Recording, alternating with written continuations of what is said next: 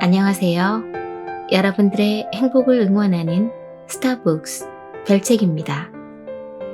오늘 만나는 책은 흥분하지 않고 우아하게 리드하는 말센스 두 번째 시간입니다. 저자는 셀레스트 헤들리, 옮긴 이는 김성환, 출판사는 스몰빅 라이프입니다. 셀레스트 헤들리는 1999년부터 NPR과 PRI 등 미국 공영 라디오 방송국에서 20년 가까이 뉴스 진행 및 다양한 프로그램의 호스트를 맡았고 CNN, BBC, PBS, MSNBC 등 다수의 방송에 출연하면서 미국 최고의 방송인 가운데 한 명으로 인정받고 있습니다. 그녀가 테드에서 진행한 대화법 관련 영상은 전 세계적으로 1,500만이 넘는 조회수를 기록함으로써 대화법을 배우고자 하는 사람들에게 열광적인 지지를 받고 있습니다.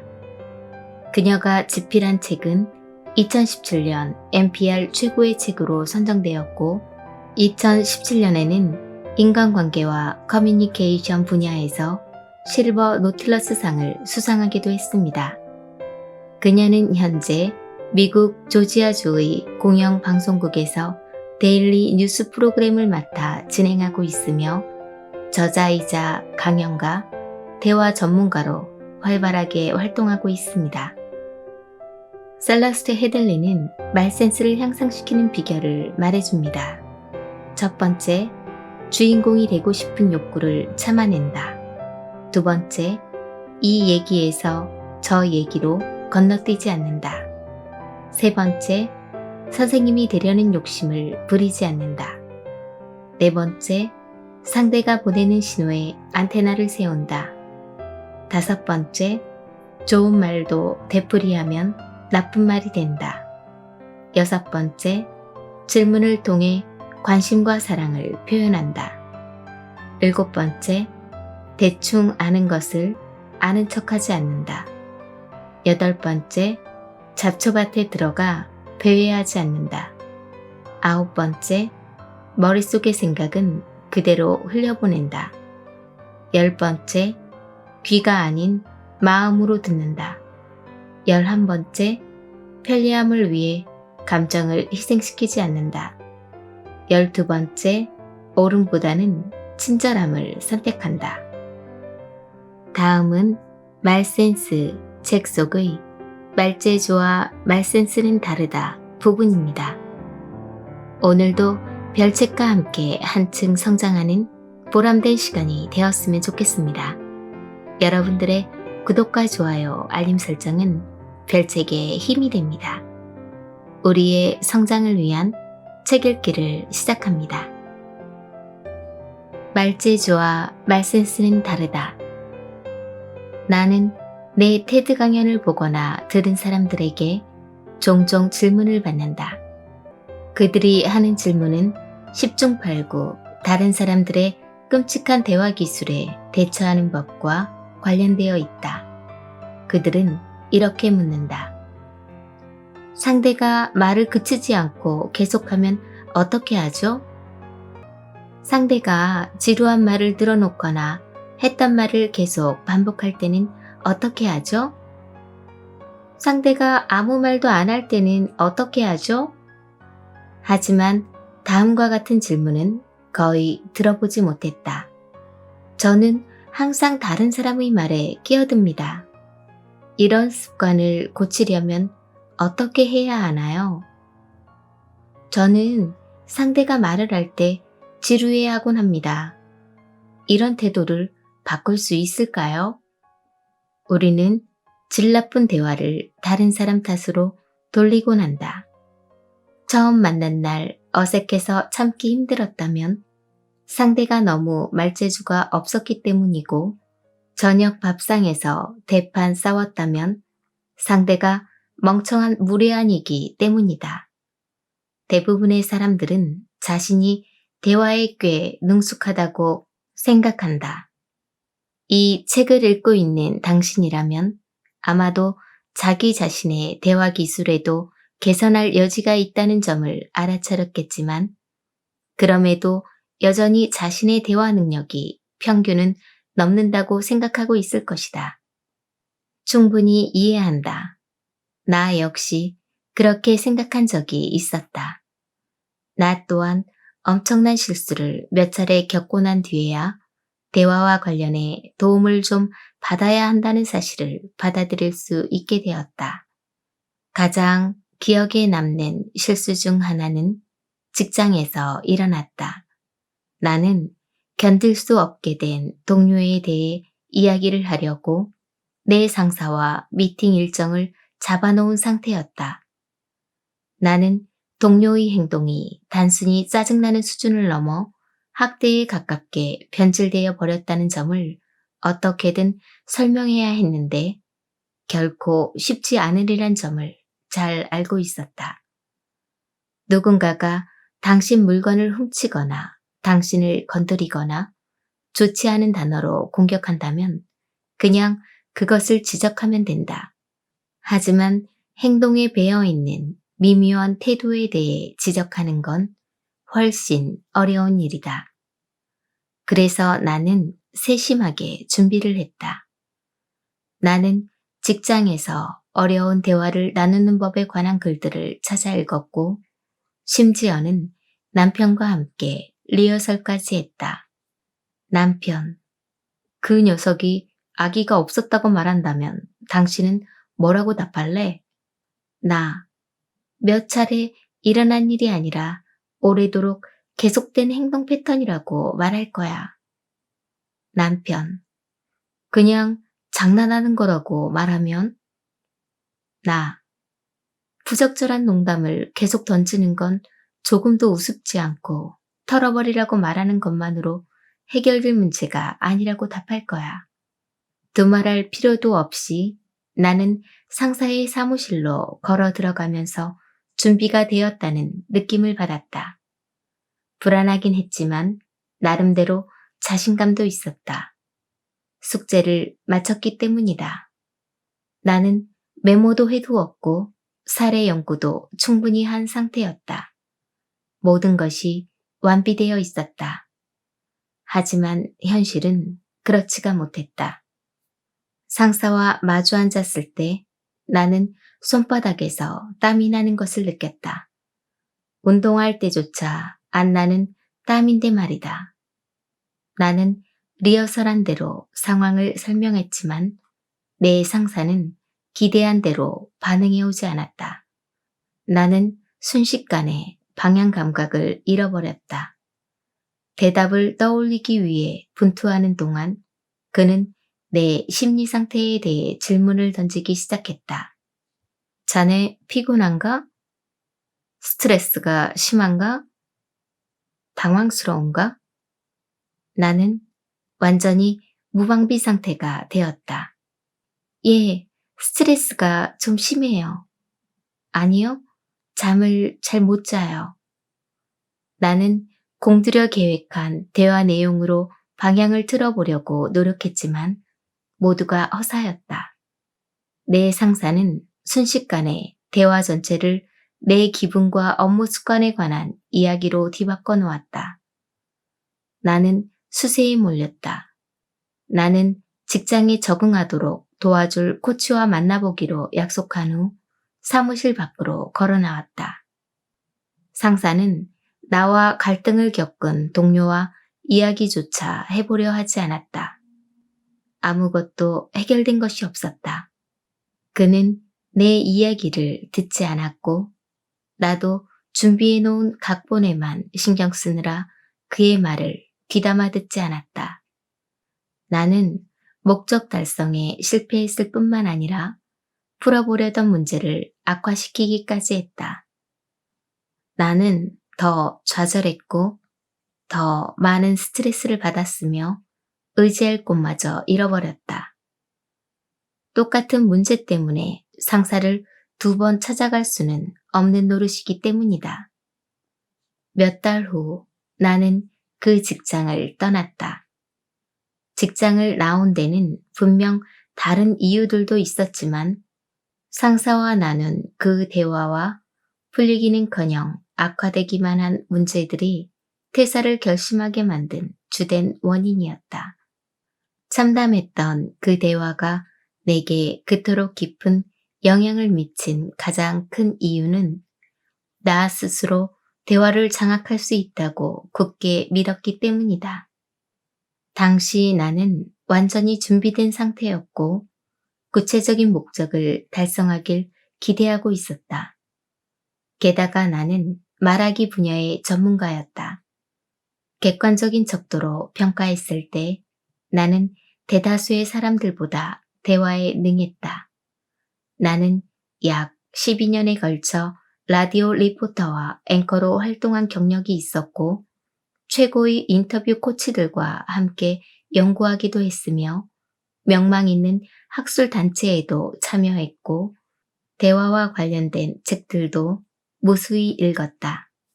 나는 대화라는 주제를 놓고 전문가들과 인터뷰를 한 적도 있고 수년에 걸쳐 인간의 대화를 연구한 사람들과 이야기를 나누기도 했다. 따라서 나는 마땅히 대부분의 사람들보다 의사소통에 능해야만 했다. 하지만 실제로는 그렇지 못했다. 그날은 내 두 눈이 번쩍 뜨인 날이었다. 저널리즘 분야에서 경력을 쌓는 동안 나는 대화 능력이 떨어지는 사람들에 관해 읽은 적이 있다. 당시만 해도 내가 그들 중 한 명일 것이라고는 생각도 못했다. 나는 워크숍에 참석해 강연을 듣다가 인터뷰 진행 도중 게스트에게 주도권을 빼앗기고만 가련한 리포터들의 이야기를 듣고는 주제넘게 웃음을 터뜨리기까지 했다. 내 자신도 그런 일을 당할 수 있다는 걸 꿈에도 생각지 못했다. 나는 내가 그런 일을 당하고서야 겨우 현실을 깨달은 것이다. 많은 사람들이 대화를 쉽게 생각하지만 훌륭한 대화는 저절로 이루어지는 것이 아니다. 우리 대부분이 2~3살 때부터 단어들을 연결하면서 대화 훈련을 거듭해 왔다는 것은 사실이다. 하지만 문제는 우리가 그 기나긴 기간 동안 잘못된 것을 훈련하는데 시간을 허비해 왔다는 것이다. 우리는 똑같은 실수들을 전 생애에 걸쳐 반복해 왔다. 안타깝게도 이 문제를 인식하는 사람은 거의 없다. 사실 우리는 자신의 대화 능력을 우리가 직장에 있든 학교에 있든 아니면 집에 있든 실제보다 훨씬 더 높게 평가하는 경향이 있다. 축적된 데이터 역시 이 사실을 뒷받침해 준다. 수많은 연구 결과들은 자신의 의사소통 기술에 대한 우리의 인식이 별로 정확하지 못하다는 점을 보여줘 왔다. 사회심리학자이자 코넬 대학교 교수인 데이비드 더닝은 10년 이상에 걸친 연구 끝에 이렇게 말했다. 사람들은 자신들의 사회적 능력과 지적 능력에 대해 과도하게 우호적인 관점을 취하는 경향이 있다. 또 다른 연구자는 머리가 좋은 사람들이 의사소통에 무능한 경우가 많다는 점도 보여주었다. 사실 지적이면 지적일수록 의사소통 능력은 그만큼 더 떨어지기 쉽다. 나는 나 자신이 나름 똑똑하다고 생각한다.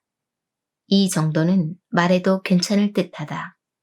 나보다 훨씬 똑똑한 사람들과 대화를 나누는 것이 내 일상 업무이기 때문이다. 천체 물리학자나 신경과학자, 퓰리처상을 수상한 소설가들과 정기적으로 인터뷰를 하려면 지적 능력이 어느 정도는 돼야 한다. 또한 나는 소위 창의적이라 불리는 기질도 소유하고 있다. 나는 음악 관련 학위가 있는 전문적 오페라 가수다. 나는 항상 똑똑하고 창의적인 것이 의사소통 능력이 뛰어난 것과 연관된다고 생각해왔다. 더 구체적으로 설명하자면 내가 그렇게 생각하게 된 이유는 내 발음이 또렷했기 때문이다. 나는 대화할 때 말 하나는 시원하게 잘했다. 하지만 이런 능력은 의사소통 능력과는 전혀 무관하다. 말을 잘한다고 상대의 말을 더 잘 듣는 건 아니며 똑똑한 사람들이 상대의 말에 귀 기울이는 것에는 훨씬 더 형편없다. 또 높은 수준의 교육을 받은 사람들은 논리에 엄청난 가치를 부여하면서 감정의 중요성은 무시해버리는 경향이 있다. 물론 감정에 호소하는 주장만 해서는 논쟁에서 이길 수 없는 것이 사실이지만 대화는 논쟁이 아니다. 인간은 선천적으로 비논리적이고 감정적인 존재이다. 대화에서 감정을 제거하거나 제거하려고 시도한다면 대화에 담긴 엄청난 의미를 잃어버리게 될 것이다. 예를 들어 우리는 가끔씩 감정적 반응에 대응하기 위해 사실을 동원하곤 한다. 친구가 임박한 이혼에 대해 이야기를 늘어놓기 시작하면 우리는 다음과 같은 말로 그 친구를 위로한다. 나쁘게 볼 것 없어. 결혼한 부부 중 절반 정도는 결국 이혼한다고 하잖아. 걱정 마. 어떤 심리학자는 이혼이 자녀와 건강한 관계를 지속할 기회를 증대시켜줄 수도 있다고 말했어. 이 말들은 모두 사실이지만 그런 언급은 정서적 지지를 필요로 하는 친구에게는 전혀 도움이 안 된다. 대화는 대학 강의나 테드 강연 같은 것이 아니다. 힘들어하는 친구의 말을 들어주는 것이 아무리 어색하게 느껴진다 하더라도 논리로 도피하는 것은 올바른 반응이라 할 수 없다. 자신의 고통을 토로하는 사람에게 상투적으로 제공되는 위로의 말들을 떠올려 보라. 기회는 얼마든지 있다. 이런 말이 비록 사실일지는 모르지만 나는 그런 말이 막 해고당한 사람에게 도움이 될 것이라고 생각하지 않는다. 그 일은 처음부터 너에게 안 맞았어. 운다고 해결된 문제가 아니야. 사람들이 쳐다보잖아.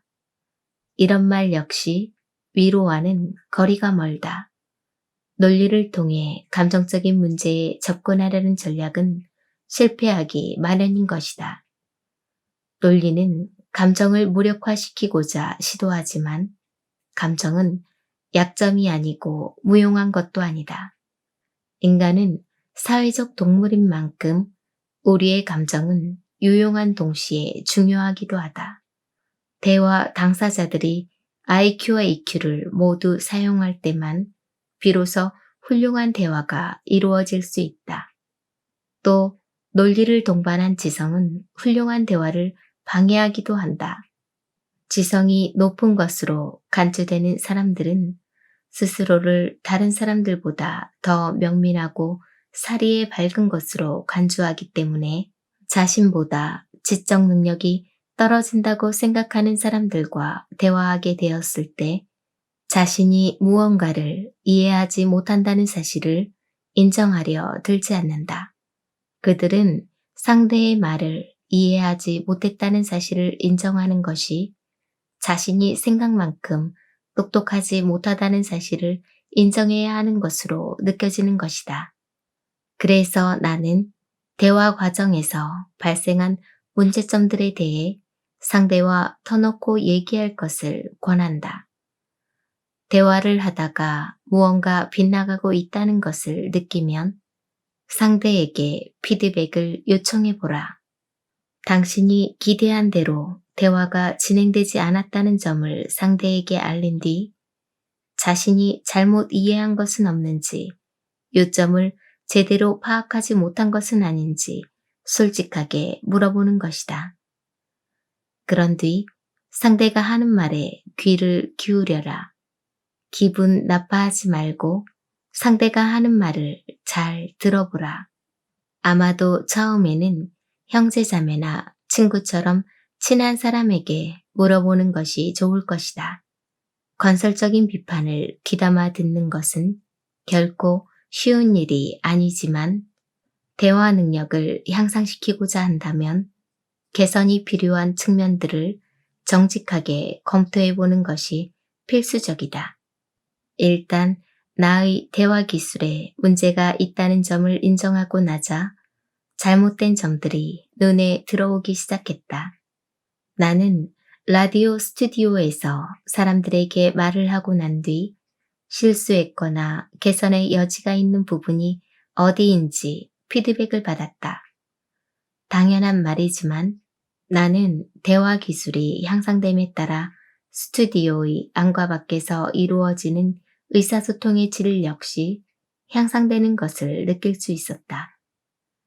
내가 상대의 말에 귀를 기울이자 수줍어하던 사람들이 더 많이 말을 걸어왔고 대화에 더 집중하는 모습을 보이자 말 많던 사람들이 장황하게 말하는 것을 자제하기 시작했다. 삶에서와 마찬가지로 대화에서도 당신은 다른 사람의 말과 행동을 통제할 수 없다.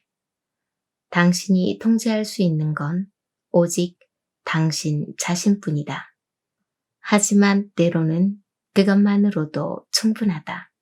라디오에 출연했던 게스트들 가운데 내가 가장 좋아하는 사람은 소설가인 살만 루슈디이다. 나는 20년에 걸친 방송 활동 동안 만난 다른 어떤 사람보다 그를 더 자주 인터뷰해 왔다. 내가 그를 좋아하는 이유는 내 질문에 진심으로 귀를 기울인 뒤 신중하게 답변을 해주었기 때문이다. 그는 가끔씩 대답을 하기 전에 한동안 생각에 잠기기까지 한다. 그런 태도를 취하는 건 결코 쉬운 일이 아니다. 많은 사람들이 논란거리로 무장하고 달려드는 방송 영역에서는 특히나 더 그렇다. 루시디와의 인터뷰를 통해 나는 스스로에게 이렇게 물어보았다. 나도 루시디처럼 함께 대화하기에 즐거운 사람이 될 수 있을까? 나는 다른 사람들의 말에 귀 기울여 듣고 반응하는가? 아니면 미리 준비해 둔 근사한 말만 하려고 상대의 말이 끝나기만을 기다리는 것인가? 루슈디와 세 번째로 인터뷰를 나눈 후부터 나는 그의 말에 주의 깊게 귀를 기울인 후 반응하는 횟수가 얼마나 되는지 기록하기 시작했다. 나는 내가 그의 말에 진심으로 귀를 기울이지 않았다는 사실을 깨달았는데 이는 내가 그와 진정으로 대화를 나누고 있지 않다는 것을 뜻했다. 나는 그가 무슨 답을 하든 상관없이 미리 준비된 질문들만 툭툭 던지고 있었던 것이다. 의사소통과 관련된 우리의 약점들을 못 본 채 하기는 쉽다. 우리는 자신의 실수를 옹호하거나 변명하며 때로는 자신의 약점을 강점으로 재구성하기까지 한다. 예를 들어 오랫동안 친구에게 연락하지 못한 것을 이렇게 변명한다. 그 친구도 바쁘게 지낼 거야. 또 오랜만에 만난 친구와 형식적인 대화를 나눈 후 이렇게 생각한다. 너무 심각한 질문은 우리 둘 모두를 피곤하게 만들고 말 거야. 또 당신의 사무실에서도 마찬가지다. 당신이 사무실에서 동료들과 관계 맺는 것을 꺼려한다고 해보자. 당신은 스스로에게 이렇게 말할 것이다. 일에 너무 집중하느라 시간 낼 틈이 없었어. 동료들이 일하는 것을 방해해서는 안 되지. 생각은 그렇게 합리화를 하고 있지만 사실 당신은 옆자리 동료에게 아무런 관심도 없는 것인지 모른다. 우리에게는 자신이 취하는 거의 모든 행동을 정당화하는 놀라운 능력이 있다. 패턴 리서치 센터의 경영자이자 의사소통 전문가인 팻 와그너는 이런 정당화를 고결한 결점이라고 부른다. 와그너는 우리가 자신의 대인관계 기술이 얼마나 형편없는지, 그리고 그런 미숙함이 다른 사람에게 어떤 영향을 미치는지 자주 잊어버린다고 말한다.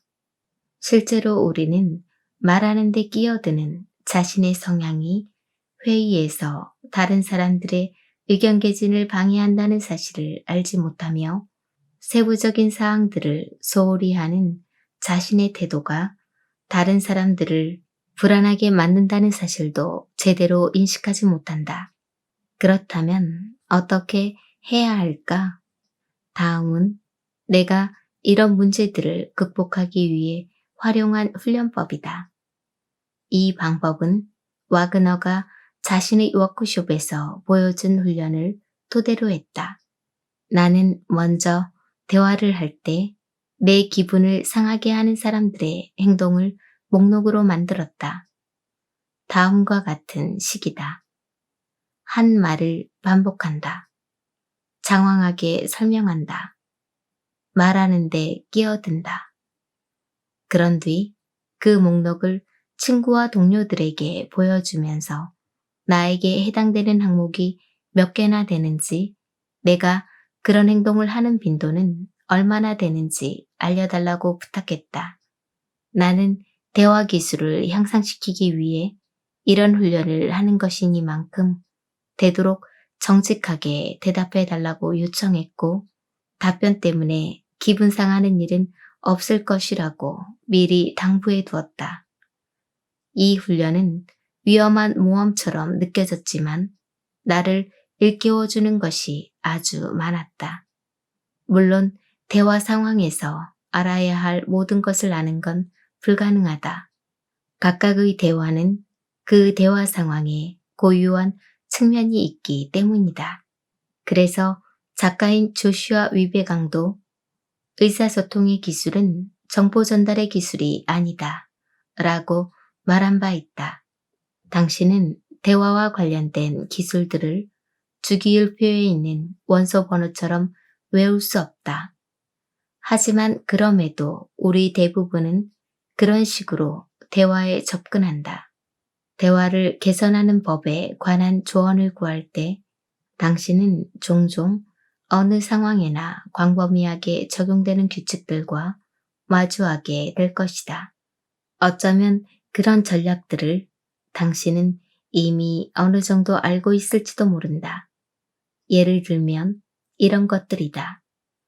상대와 눈을 마주쳐라. 흥미로운 주제들을 준비하라. 들은 내용을 되풀이해 호응하라. 미소를 짓고 고개를 끄덕여라. 가끔씩 아, 그렇군 같은 감탄사로 장단을 맞춰라. 하지만 내 조언은 한마디로 그렇게 하지 마라 이다. 나는 그런 전략들에 크게 신경 쓰지 않는다. 전문가들이 좋은 전략이라고 말한 것들이 실제 현실에서는 잘못된 것으로 드러나는 경우가 너무 많기 때문이다. 그렇다면 왜 나의 조언에는 주의를 기울이라고 하는가?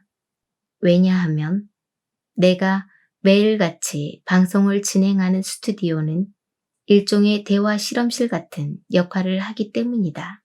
화학자가 질산, 아세톤, 염소 같은 화학 물질들을 가지고 실험을 하듯 나는 매주 수많은 사람들과 함께 앉아 여러 유형의 대화들을 가지고 실험을 거듭한다. 그 사람들 가운데 대다수는 내게 낯선 사람들로 국적도 매우 다양하고 출신 성분도 제각각이다. 나는 상원의원, 영화배우, 목수, 트럭 운전사, 백만장자, 유치원 교사 등 온갖 종류의 사람들과 대화를 나눠왔다. 그들 중 일부는 매우 감정적이고 다른 일부는 엄청나게 차분하다. 내 스튜디오는 대화 기술들을 테스트하기에 더없이 적합한 장소다. 듣고 있다는 것을 나타내기 위해 고개를 끄덕이며 아, 하고 말하라와 같은 조언들을 접하면 나는 그 전략을 스튜디오 실험실로 가지고 가서 직접 실험해 볼 수 있다. 나는 수많은 사람들 앞에서 고개를 끄덕이며 아 하고 말한 뒤 그들의 반응을 점검해 볼 수 있다. 그렇다면 이 전략은 효과가 있었는가? 아니, 별로 그렇지 못했다. 내 경험에 의하면 의도적으로 머리를 끄덕이는 것은 진실되지 못한 것이며 그러한 느낌은 상대에게까지 고스란히 전달된다. 반대로 의도하지 않은 상태에서 무의식적으로 자연스럽게 머리를 끄덕이면 상대 역시 긍정적으로 반응해 온다. 듣고 있다는 것을 알리려면 머리를 끄덕여야 해 라고 생각하면서 계획적으로 행동하면 고개를 끄덕이며 듣는 체 하는 행동을 의식적으로 생각하느라 대화 자체에 충분히 주의를 기울이지 못할 것이다. 인위적인 끄덕거림을 진짜처럼 보이게 만들 수 있는 건 오직 전문적인 배우들 뿐이다. 상대와 시선을 접촉하라는 전략 역시 도움이 안 되긴 마찬가지다. 내가 면접을 볼 때 이 기법을 사용하자 인사 담당자는 내게 커피를 너무 많이 마신 것 아니냐고 진지하게 물어왔다. 그녀는 걱정 섞인 미소를 지으며 너무 예민해 보이는군요 라고 말했다. 역효과만 생긴 것이다. 일반적으로 통용되는 거의 모든 대화 기법을 시험해 본 이후 대부분의 기법이 인위적이거나 부자연스럽게 느껴진다는 것을 발견한 이후 나는 훌륭한 대화의 조건과 관련된 내 가정들의 의문을 제기하기 시작했다. 나는 일생에 걸쳐 배워온 지식들 가운데 상당수가 잘못된 것일지 모른다고 생각했다. 그동안 외우고 익힌 대화 전략들은 생각만큼 도움이 되지 않았던 것이다. 나는 수년에 걸쳐 습득한 지식들을 모두 벗어던진 채 원점부터 다시 시작해야 했다. 대화에 관한 한 나는 생각만큼 똑똑한 사람이 아니었다. 여기까지가 오늘의 책 내용이었습니다. 오늘도 힘내시고 좋은 날 만드시길 바랍니다. 내일은 더 나은 당신의 세상이 될 것입니다. 감사합니다.